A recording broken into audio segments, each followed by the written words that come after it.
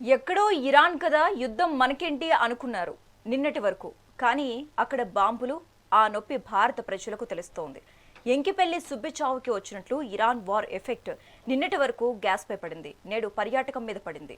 హైదరాబాద్కు వచ్చేవారు తీవ్ర ఇబ్బందులు పడుతున్నారు. ముఖ్యంగా నగరానికి వైద్యం కోసం వచ్చేవారు తీవ్ర ఇబ్బందులు పడుతున్నారు. ఈ ఎఫెక్ట్ హాస్పిటల్స్, స్విగ్గీ, జొమాటోలపై కూడా పడింది. దీనికి ప్రత్యామ్నాయం ఏంటని జుట్టు పీక్కుంటున్న పరిస్థితి కూడా నెలకొంది. ఇక ఇదే అంశానికి సంబంధించి మనతో పాటు జూమ్ లైవ్లో అందుబాటులో ఉన్నారు అనలిస్ట్ రామ్మోహన్ గారు. రామ్మోహన్ గారు నమస్తే అండి, welcome to mega 9 TV. Sir, ప్రస్తుతం హైదరాబాద్ పర్యాటకం పరిస్థితి ఏంటి అంటారు? అంటే మనం కొంచెం హైప్ క్రియేట్ చేస్తున్నాం అనిపిస్తున్నారు. ఎందుకంటే మీరు అన్నది కరెక్ట్, వాస్తవం కాదంటలేదు. కానీ అతి త్వరలో క్లియర్ అయిపోద్దని నా ఉద్దేశం. ఎందుకంటే గ్యాస్ది కానీ లేకుంటే మీరు అన్నది ఆల్టర్నేట్ చూసుకుంటున్నారు ప్రజలు కూడా. ఇప్పుడు రంజాన్ పీరియడ్ నడుస్తుంది. మీరు ఎక్కడైనా హలీము యాగినాయంటారా? హలీము తయారు చేయడానికి కట్టెల పొయ్యిలు వాడుతున్నారు. అంతేందుకు నిన్నటికి వాటికి చిన్న సర్వే తెలిసింది ఏంటంటే ఎలక్ట్రానిక్ స్టవ్స్ కానీ ఎలక్ట్రానిక్ పరికరాలు, మనకు వంట పరికరాలు చాలా వరకు స్టాక్స్ అయిపోయినాయి అంటున్నారు. అంటే మార్గం చూసుకుంటారు, వేరు వేరు మార్గాలు. ఒకటి ఏంటంటే కేంద్ర ప్రభుత్వం ఇంకా స్పష్టత ఇవ్వకపోతే మీరు అన్నట్టు ఈ పానిక్ సిచ్యుయేషన్ ఇంకా పెరిగే అవకాశం ఉంది, కష్టం అంటారు. ఇప్పుడు కొన్నిటికి పంటకు ప్రత్యామ్నాయ మార్గాలు చూసుకోవచ్చు. మీరు అన్నది ఆసుపత్రులు కానీ వీటిలలో ఇప్పుడు గ్యాస్ కొరత ఉంటే కష్టం. ఇంకా చూస్తున్నాం మన అయోధ్య రామాయణం నుంచి మొదలు పెడితే మొత్తం దేశం అంతా కూడా ఉచిత భోజన దాన్ని వ్యవస్థ తీసేసాలి. తిరుపతిలో ఆగిపోలే మనం. అంటే కొంతవరకు మనం ముందు జాగ్రత్త చర్యలు తీసుకునే దగ్గర ఇటువంటి సమస్య రాలేదు. హైదరాబాద్ లో కూడా మీరు అన్న అవన్నీ కూడా వచ్చే అవకాశం ఎప్పుడు ఉంటుంది, ఇంకో వారం 10 రోజులు ఇట్లా కొనసాగితే ఉంటుంది అంటారు. కానీ ఇప్పటికే మనకి హర్మోజ్ జలసంధి ద్వారా కొంతవరకు 1-2 షిప్స్ బయటపడ్డాయి. ఇంకా ఈ వారం రోజుల్లో ఇంకా షిప్స్ బయటపడే అవసరం అనుకుంటున్నారు. కానీ కొంతవరకు క్లారిటీ కావచ్చు, కొంత క్లియర్ కావచ్చు. కానీ ఒక మాట శశిరేఖ్ గారు, ఇప్పుడు ఎట్లా ఉంటుందంటే లేదు అనుకున్నప్పుడు మనిషి యావ వేరే ఉంటుంది. చెప్తున్నాను కదా, ఇప్పుడు మన గ్యాస్ డీలర్స్ అసోసియేషన్ వాళ్ళతో కూడా మాట్లాడిన ఇప్పటిదాకా చాలా వరకు ఏంటంటే లేదనగానే బుకింగ్స్ పెరిగినాయి సార్ అంటున్నారు. ఇవాళ కూడా కొందరు డెలివరీ అయిన వాళ్ళకు స్పష్టంగా గ్రామీణ ప్రాంతాల 45 రోజులకు మళ్ళీ ఏప్రిల్లో మీకు బుకింగ్ ఉంటుంది, అందువల్ల దాకా చేయడానికి వీల్లేదని మీకు బిల్లు మీద ఆశిస్తున్నారు. ఇది ఉన్నది. నా ఉద్దేశం ఏంటంటే పానిక్ సిచ్యువేషన్ పెంచకుండా ఉండే ప్రయత్నం చేద్దామంటున్నారు. ఒకటి. రెండోది ఏంటంటే ఈ ఏదైతే హైదరాబాద్ లో పర్యాటకం అంటారా, ఒక్కరోజు ఆగేం పోదు. కానీ హోటల్స్ విషయంలో స్విగ్గీ వీటిలో వల్ల కొంత జరిగింది. మా ఇంటి పక్కనే మనకు జుమాట్ వీళ్ళది ఉంటుంది, మన కొన్ని మన 2-3 ఉన్నాయి, మన బ్లూ మార్ట్ ఉన్నాయి. వాళ్ళు కూడా నిన్నటి దాకా రైమని తిరిగే వాళ్ళు కూడా ఇవాళ చాలా తక్కువ మంది పోతున్నారు. అంటే మీకు ఆర్డర్స్ తీసుకున్నా కూడా పోయేదానికి పెట్రోల్, డీజిల్ కొంత లేకపోయినా సరే మీరు ఈ ఆహార పదార్థాలు అంటే ఇడ్లీ, దోశ, వడ ఇటువంటివి కూడా సప్లై చేసి ఉన్నాయి కదా, వాటిల్లో కొంత నష్టం జరిగింది అంటున్నారు. ఏదైనా సరే ఇంకొక వారం రోజులు కనుక ఇట్లా కొనసాగితే మీరు అన్న ఇంకా విపత్తు వచ్చే అవకాశం ఉంటుంది. ఈ లోపు మన ప్రత్యామ్నాయ మార్గాలను ఎన్నుకుంటా అంటున్నారు. ఒకటేమో రష్యా నుంచి, వెనిజులా నుంచి అమెరికా కూడా సప్లై చేస్తూ ఉంటుంది కనుక కొంతవరకు మన ఉత్పత్తిని కూడా, గ్యాస్ ఉత్పత్తిని మనం కూడా ఒక 25% పెంచుకుంటే ఈ వారం తర్వాత మనకి సంక్షోభం తీరిపోవచ్చు అంటున్నారు. ఎందుకంటే అదొక్కటే మార్గం అయితే తప్పదు. ఎందుకంటే హార్మోజ్ జలసంధి ద్వారా రావాల్సిందే, ఇరాన్ సప్లై చేస్తేనే తప్పు, ఇంకోటి మన దిక్కు లేదంటే వేరు. కానీ ఆ ప్రత్యామ్నాయ మార్గాలు ఎన్నుకునే క్రమంలో కొంచెం భారత ప్రభుత్వం ఆలస్యం చేసింది. ఇట్లాగే ఇక్కడ లోకల్ గా సివిల్ సప్లై శాఖ కూడా చాలా నిర్లక్ష్యంగా వ్యవహరిస్తుంది కూడా అంటున్నారు. ఇప్పటికీ డొమెస్టిక్ సిలిండర్ 1000 రూపాయలు ఉండాల్సిన సిలిండర్ 1500 నుంచి 1600 బ్లాక్ లో నడుస్తున్నది. కొన్ని చోట్ల 2000 దాకా నడుస్తుంది అంటున్నారు. ఇట్లా కమర్షియల్ సిలిండర్ అయితే అది 5000, 10,000 దాకా పోతుంది అంటున్నారు. కనుక 10,000 పెట్టి వంట చేసుకోవడానికి ఇష్టపడరు, కానీ కొన్ని తప్పుతలేవు అంటున్నారు. హోటల్ పరిశ్రమ దెబ్బతిన్నట్టే కొంతవరకు. ఇప్పుడు నిన్నగాక మొన్న మనకి బెంగళూరులో బంద్ జరిగింది. మన దగ్గర కూడా హోటల్ యజమానుల సంఘం వేణుగోపాలరావు ఉన్నారు. వారు కూడా మొన్న నాకు వేరే టీవీ ఛానల్లో కలిశారు కనుక చెప్తున్నాను. దాంట్లో చూసుకుంటే కూడా వాళ్ళు కూడా మరి ఇంకో 2 రోజుల తర్వాత మేము మొత్తం హోటల్ బంద్ చేయాల్సి వస్తుంది అంటున్నారు. ఇప్పుడు ఇవాళ అదే పరిస్థితి అంటున్నారు. నిన్నగాక మొన్న చెప్పారు, వాటి నుంచి హోటల్ కూడా బంద్ అవుతాయి అంటున్నారు. ముఖ్యంగా స్ట్రీట్ వెండర్స్ కు చాలా కష్టం వచ్చింది అంటున్నారు. ముఖ్యంగా ఇడ్లీ, వడ బండ్లు పెట్టుకునే వాళ్ళు తక్కువలో అమ్ముతుంటారు కదా, వాళ్ళు కమర్షియల్ సిలిండర్ వాడుతున్నారా లేకుంటే మనకు డొమెస్టిక్ సిలిండర్ వాడుతున్న బహిరంగంగా బయట కనపడుతుంది. ఇప్పుడు అదే పెద్ద పెద్ద హోటల్లో వాళ్ళు లోపల ఏం జరుగుతుంది మనకి ఏం జరుగుతుంది, లోపలికి వాడు పోనీ నో ఎంట్రీ అంటాడు. కనుక అటువంటి దగ్గర ఈ గ్యాస్ సిలిండర్ డొమెస్టిక్ కూడా కొంతవరకు పెద్ద పెద్ద హోటల్లోకి పోతున్నాయని ఒక ఆరోపణ ఉంది. దీనిలో ఉత్తమ్ కుమార్ రెడ్డి గారు నేను సమీక్ష చేశారు, కానీ ఇప్పటి వరకు ఒక్క డీలర్ ని కూడా మందలిస్తున్నారు కానీ పట్టుకున్న సందర్భం లేదు. యథేచ్ఛగా డొమెస్టిక్ సిలిండర్ 1500 నుంచి 2000 అమ్ముతుంటే పట్టుకునే వాళ్ళు లేడు. అట్లా 2000 సిలిండర్ 5000కి 10,000కి అమ్ముతున్నప్పుడు పట్టుకునే వాళ్ళు లేడు. కనుక ఇప్పుడు సప్లై చైన్ దెబ్బతిన్నది. కానీ రాష్ట్ర ప్రభుత్వ సివిల్ సప్లై శాఖ కూడా ఏం చేస్తుందని ప్రశ్నించాల్సింది వస్తుంది. కనుక ఇప్పుడు రాష్ట్ర ప్రభుత్వం మీద కూడా బాధ్యత ఉంది అంటున్నారు. ఇక మిగతా ఇద్దరు చేతులు ఎత్తేస్తే మనం ఏం చేయలేము. ప్రజలు మాత్రం కష్టపడుతున్నారు. మీరు అన్నట్టు ఈ ఇంకొక వారం రోజుల్లో సంక్షోభం ముదిరే అవకాశం ఉంది. ఒకవేళ యుద్ధం ఆగిపోయిన యుద్ధం ఆపడం మన చేతిలో లేదు. కానీ ఈ సప్లై చైన్ మనం తెచ్చుకునేది మాత్రం మన భారత ప్రభుత్వం చేతిలో ఉంది. అమెరికా, రష్యా, వెనిజులా ఇతర దేశాల నుంచి కూడా మనం ఇంకా గ్యాస్ సప్లై చేసుకునే ప్రయత్నం చేస్తున్నాం. ముడి చమురు కూడా వస్తుంది. మిగతా దేశాలను పోల్చుకుంటే మనం చాలా సేఫ్ గానే ఉన్నామని నేను అనుకుంటున్నాను. ఎందుకంటే పాకిస్తాన్ చూసాం కదా, ఇప్పుడు వారం రోజుల దాకా కేవలం అత్యవసర సర్వీసులు మాత్రమే పెట్రోల్, డీజిల్ ఇస్తామంటున్నారు. చాలా దేశాల్లో సంక్షోభం ముదిరింది. మనం ఇంటర్నేషనల్ పవర్ పాలసీ ఏదైతే గ్యాస్ ఏదైతే ఉన్నదో వాడు కూడా కొంతవరకు మనం సహకరిస్తామంటున్నారు.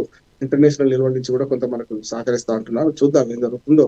ఎక్కువ జనాభా ఉన్న దేశం కనుక మొట్టమొదటి నష్టపోయేది మన దేశం అవుతుంది. మిగతా దేశాల కంటే మనం ఎక్కువ నష్టపోయే అవకాశం ఉంది.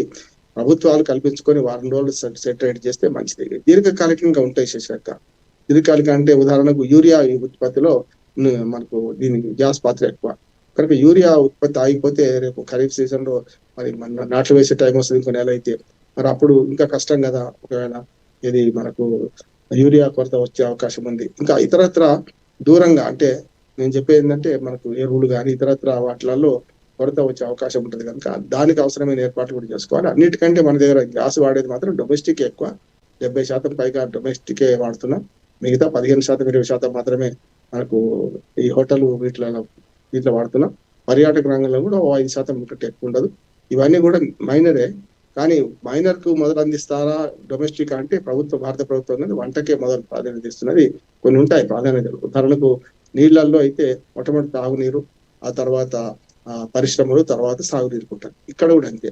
గ్యాస్ అనేది మొట్టమొదటి డొమెస్టిక్, తర్వాతనే పరిశ్రమలకు కానీ ఇతర ఇచ్చేది ఉంటుంది. కనుక ఆ ప్రయారిటీస్ పాటిస్తున్నారు. కానీ కొన్ని చోట్ల ఉల్లంఘనలు జరుగుతున్నాయి. చాలా మంది డీలర్లు అక్రమంగా అమ్ముకుంటున్నారు. కొన్ని నేను చూశాను కదా, ఒక మొత్తం గ్యాస్ లారీ వాడు కిడ్నాప్ చేసి తీసుకెళ్లి ఎక్కడ అమ్మే ప్రయత్నం చేసి దొరికింది కూడా చూసినాం. అంటే ఇప్పుడు ప్రీసేస్ అయింది గ్యాస్ అనేది. దీనిలో అక్రమాలు జరుగుతున్నాయి. అక్రమాలు అరికట్టే విషయంలో ప్రభుత్వాలు వైఫల్యం కూడా చెందుతున్నాయని నేను అనుకుంటున్నాను. గారు, మీరు ఇందాక అన్నట్టు ఎక్కువ జనాభా ఉన్న దేశం మన భారతదేశమే అని అన్నారు. అసలు ఒక విధంగా చెప్పాలంటే మనకి మరొక లాక్డౌన్ అనే చెప్పుకోవాలి. పప్పు దగ్గర నుంచి నూనె కావచ్చు, మొన్నటి వరకు పెట్రోల్ కావచ్చు, ఈ రోజు గ్యాస్ ధరలు కావచ్చు, అమాంతం పెరుగుతూ వస్తున్నాయి. అసలు ఒక విధంగా దొరకని సిచ్యువేషన్. ఎప్పుడూ మనం కట్టెల పొయ్యి మీద వంట చేసుకునే వాళ్ళం, కానీ ఆ రోజులు ఇప్పుడు మళ్ళీ వచ్చినాయి. అసలు వీటికి ప్రత్యామ్నాయ మార్గం ఏది లేదు అంటారా? ఎందుకు లేదమ్మా, నేను చెప్పాను కదా, ఇప్పుడు ఎలక్ట్రిక్ స్టవ్స్ వచ్చినాయి కదా, మనకు చాలా ఎలక్ట్రిక్ ఉపకరణాలు చాలా వచ్చినాయి వంట చేసుకోవడానికి అంటున్నాను. ఇప్పుడు మనకు ఇంధన కొరతలో మరి కరెంటు కొరత లేదు కదా, ఇప్పుడైతే పెంచుకుంటున్నాం కదా.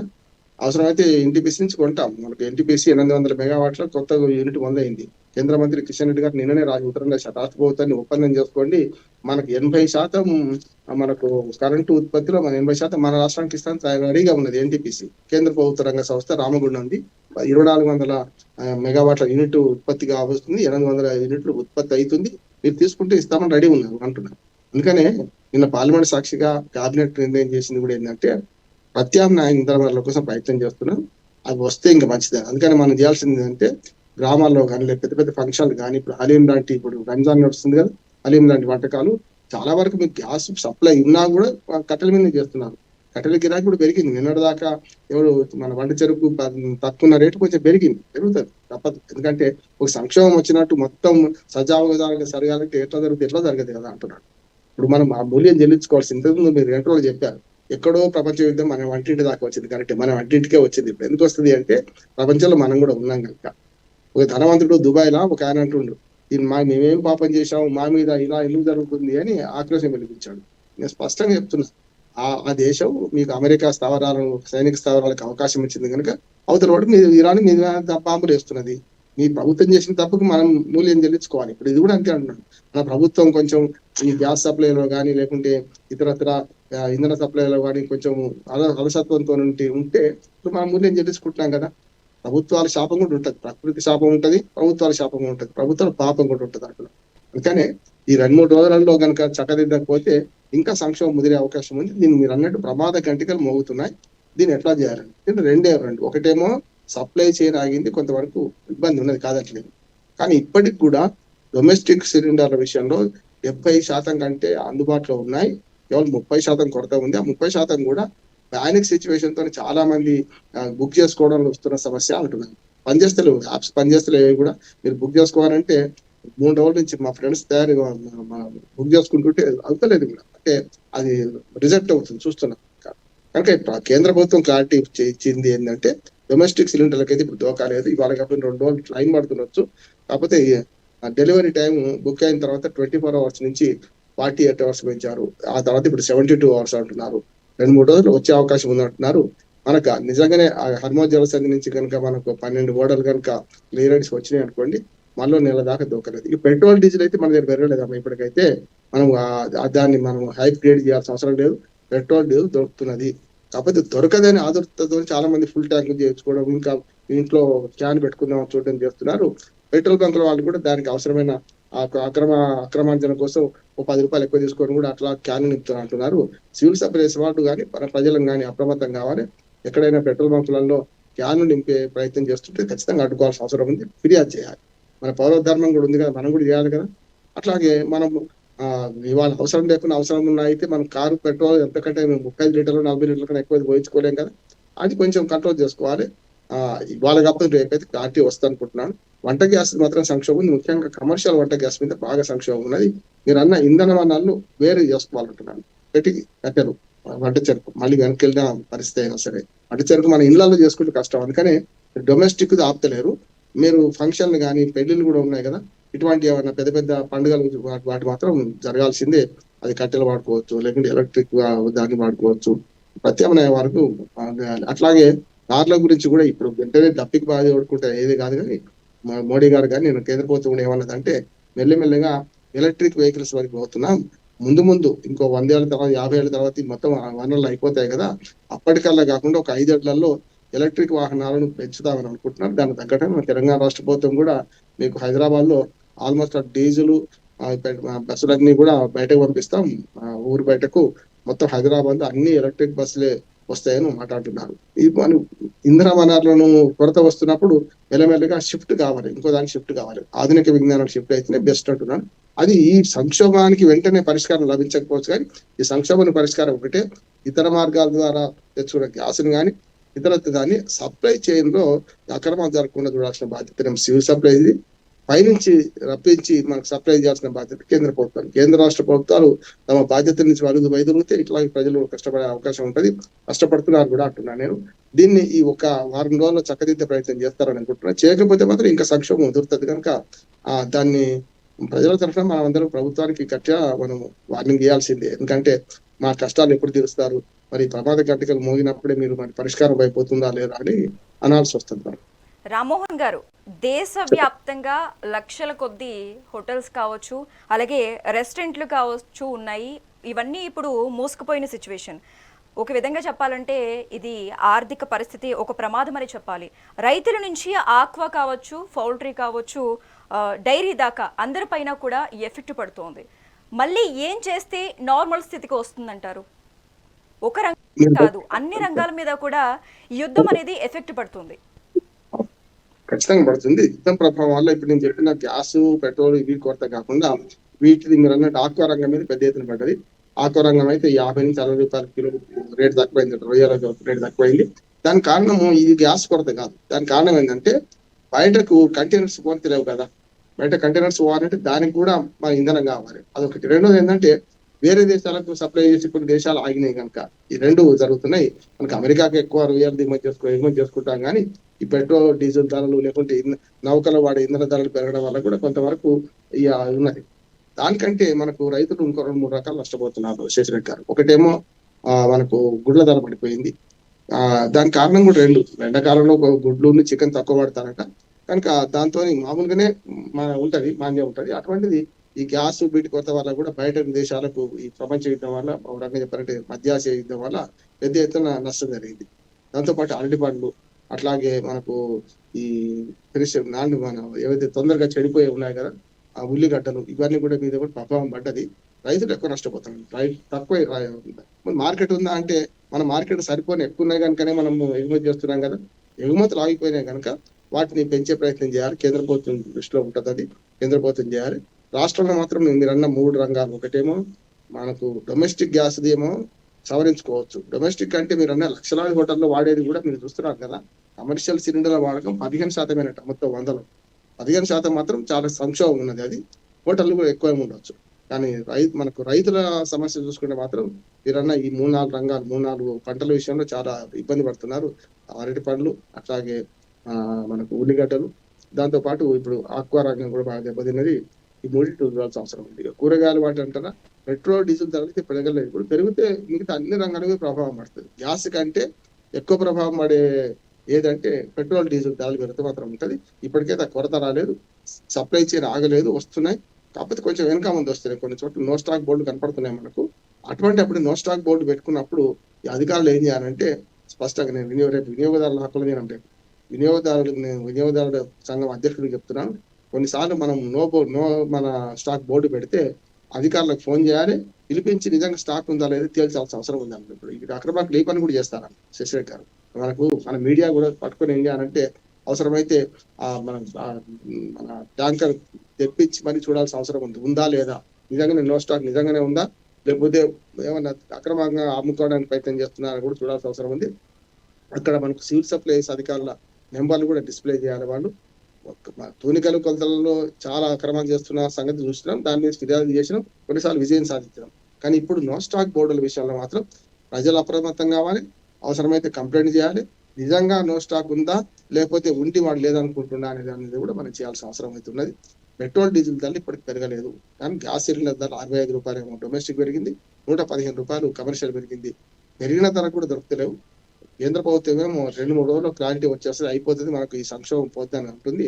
2-3 రోజులు కాకుండా ఒక 4 రోజుల దాకా ఈ సంక్షోభం కొనసాగితే మీరు అన్నట్టు చాలా నష్టం జరిగే అవకాశం ఉంది. అది హోటల్ పరిశ్రమ కావచ్చు, రైతులు నష్టపోయే అవకాశం ఉంది, ఇతర రంగాలు కూడా పరోక్షంగా ప్రత్యక్షంగా నష్టపోయే అవకాశం ఉంది. ఉదాహరణ గిగ్ వర్కర్స్ ఉన్నారమ్మా. ఇప్పుడు స్విగ్గీ, జొమాటో ఇవన్నీ సప్లై చేసే వాళ్ళందరూ నష్టపోతున్నారు కదా, ఆర్డర్స్ లేక.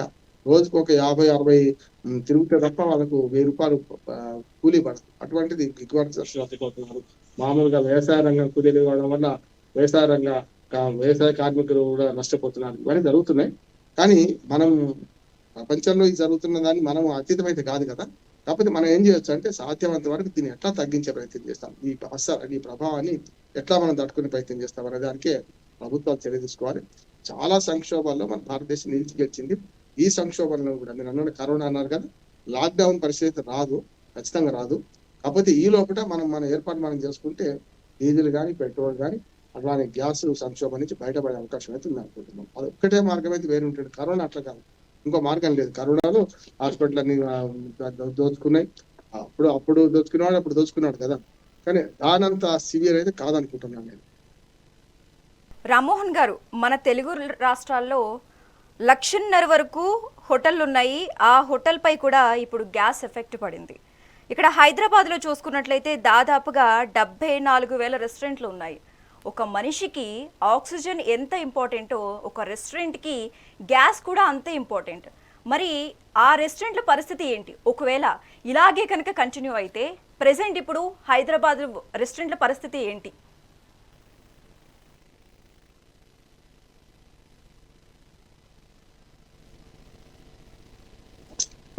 శశి గారు కష్టమే అంటున్నాడు. ఎందుకంటే అంత ఈజీగా తీసేసే సమస్య ఏం కాదు, అంత తేలిగ్గా మనం తీసుకోవాల్సిన అవసరం కూడా లేదంటున్నాను.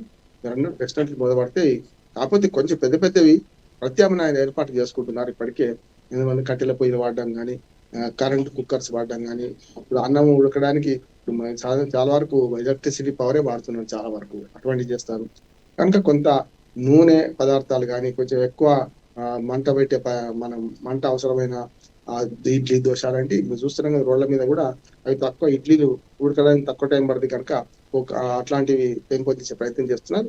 మనిషికి ఒక మార్గం మోసుకపోతే ఇంకో మార్గం గ్యారెంటీ తెలుసుకుంటుంది. అది వెతుకుతూనే ఉంటాడు మనిషి, నిరంతరం అన్వేషణ. లేకపోతే అన్ని ఆవిష్కరణలకు మూలం అవసరమే. ఈ అవసరం ఖచ్చితంగా కొత్త ఆవిష్కరణకు దారితీస్తుంది. దానిలో భాగంగా మళ్ళీ కొంచెం వెనక్కి వెళ్ళిపోయినా సరే కట్టెల పొయ్యిలు పెట్టుకుంటాం, చాలా కొంచెం ముందుకు పోతే అడ్వాన్స్ పోతేనేమో ఎలక్ట్రిక్ కుక్కర్స్ ఇట్లా వాడుకునే ప్రయత్నం చేస్తాం. ఇవన్నీ జరుగుతున్నాయి. అంటే మనిషి అయితే వస్తైతే ఉన్నాడు, ఏదో ఒక రకంగా వంట చేసే ప్రయత్నం చేస్తుంటాడు. శతకోటి దరిద్రాలకు అనంతకోటి ఉపాయాలు ఉంటాయి.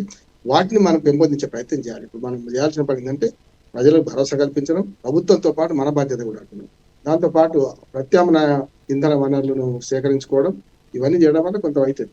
అంటే వెంటనే ఒక్కనాడు బాగుపడకపోవచ్చు, కానీ కొంతవరకు ఈ పరిస్థితి చక్కబడేదాకా మాత్రం ప్యానిక్ కావద్దని ప్రజలకు విజ్ఞప్తి చేయాలి. మనము ఏమవుతుందంటే అయిపోయింది అంటే ఇప్పుడు 2 సిలిండర్లు ఉన్నవాడు కూడా ఇప్పుడు బుక్ చేసే ప్రయత్నం చేస్తున్నాం, ఇంకో నెల తర్వాత ఏమైందో అని చెప్పి. అందుకని పశువులకు మనుషులకు పోలుస్తుంటాం. పశువులు ఏమో కంచెలో విడిచిపెడితే వేసుకుంటూ పోతాయి, తర్వాత నెమరు వేసుకుంటాయి, దొరికింది తింటాయి. కానీ మనిషికి అట్లా కాదు, ఉన్నది ఉన్నట్టే ఉండాలి, ఇంకా కొత్తది కావాలనుకుంటాడు మనిషి. కనుక మనిషి ఆశాజీవే కాదు, కొంచెం స్వార్థపరుడు కూడా. కనుక ఈ స్వార్థాన్ని పెంచకుండా అందరికీ సమానంగా అందే ప్రయత్నం చేసే క్రమంలో గ్యాస్ ఏజెన్సీలు చేస్తున్న అక్రమాలను అరికట్టాల్సిన బాధ్యత కేంద్ర రాష్ట్ర ప్రభుత్వం. కేంద్రం ఏమో సప్లై చైన్ చూడాలి, రాష్ట్ర ప్రభుత్వం ఏమో సివిల్ సప్లై ద్వారా పూర్తి స్థాయిలో అధికారిని నియమించాలి. మేము డిమాండ్ చేస్తుంది ఏంటంటే ఒక అధికారిని ప్రతి గ్యాస్ ఏజెన్సీ దగ్గర నియమించాలి. వాళ్ళ ద్వారానే ఫస్ట్ కమ్ ఫస్ట్ సర్వ్ ప్రకారం చేయాలి. దీని ప్రకారం పోతుందా, లేకుంటే ప్రతి సిలిండర్ బయటకు పోతుందంటే ఇది బుక్ అయిపోతుందా, బుకింగ్ కాకుండా పోతుందా అనేది కూడా చూస్తే కొంత అక్రమంగా అరికట్టవచ్చు. అయితే ప్రభుత్వం దగ్గర ఉంది మానిటర్ చేయడం, ఈ ఛానలైజ్ చేయడం ప్రభుత్వం దగ్గర ఉంది. అది చేస్తే మంచిది అంటున్నాను.